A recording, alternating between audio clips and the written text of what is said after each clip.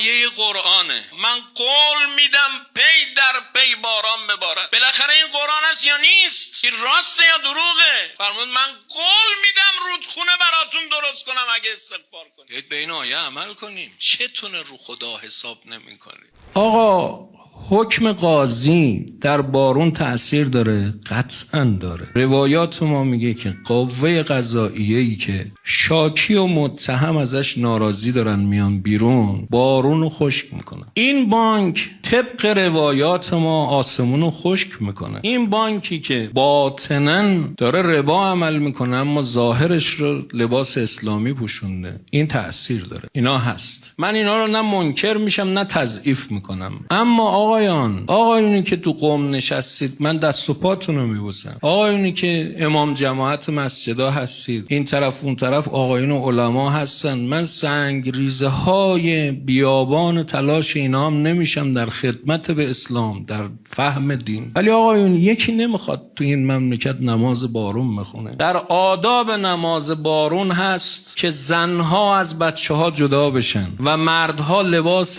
وارونه بپوشن که اوج بدبختی خودشون و زمینگیری شدن خودشون نشون بدن. تصویر رو خواهش میکنم ببینید. یه دفعه صحرا، زنها جدا، بچه‌ها جدا، بچه‌ها دارن ناله میزنن، مردها دارن گریه میکنن. این فضای استغاثه، این فضای ببخشید خدایا ما مسیر رو اشتباه رفتیم، باید برگردیم، هم از مسئولین هم از ما مردم. این فضا رو نمیخواید تجربه کنید؟ این کلید حل مشکل زمین نیست؟ یکی نمیخواد آبرو خرج کنه بیاد نماز بارون بخونه. این که تو رساله مراجع تقلید هست نماز بارون. که چرا یکی پیش قدم نمیشه؟ من دست هر ریش سفید آبروداری رو میبوسم بیاد این کارو بکنه. این فضای استغاثه تو مردم جا بیفته. مردم گاهی اوقات خدا مشکل رو زمین خلق میکنه، کلیدشو تو آسمون قرار میده که مردم یه نگاهی به آسمون کنن. نمیخواید سراتون رو بگیرید بالا، به آسمون نگاه کنید شاید راهی باز شو. بعد این آیه قرآنه. یا ما مسلمونیم داریم راست میگیم، یا خواهشن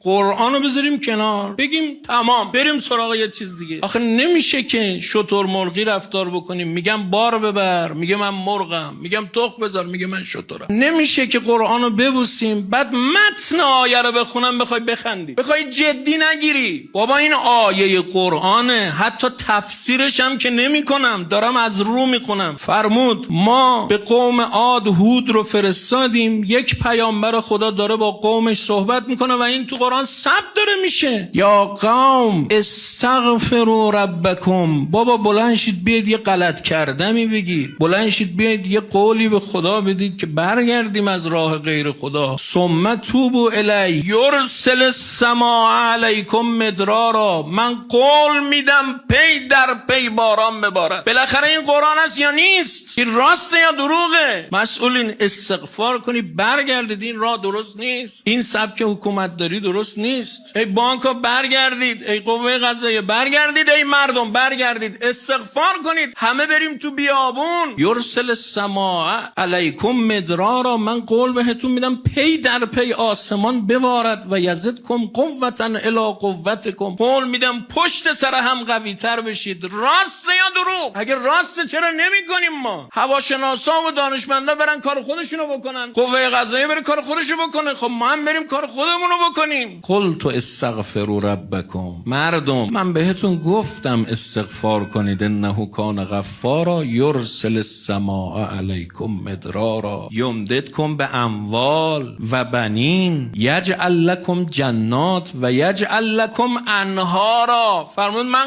قول میدم رودخونه براتون درست کنم اگه استغفار کنید. بابا این قرآنه، حتی تفسیرم نمی کنم. بعد فرمود ما لکم لا ترجون لله وقارا. چتونه رو خدا حساب نمی کنید؟ انگار داره با ما حرف میزنه. اگر یه هیئتی پیدا بشه پیش قدم بشه والله خودم میام انجام میدم. رضا برگشتنی بخندن بهمون. یعنی میشه سر عمل به آیه قرآن یکی به ما بخنده؟ خدا من آبرو رو میخوام برم تو قبر میگه. به این آیه عمل کنیم. ولی بدونید این آیه رو عمل بکنید یه دفعه خدا تصمیمش گرفته که نه من فعلا صلاح شما میدونم که همین باشه، بخندن. ای فدای سرت بخندن.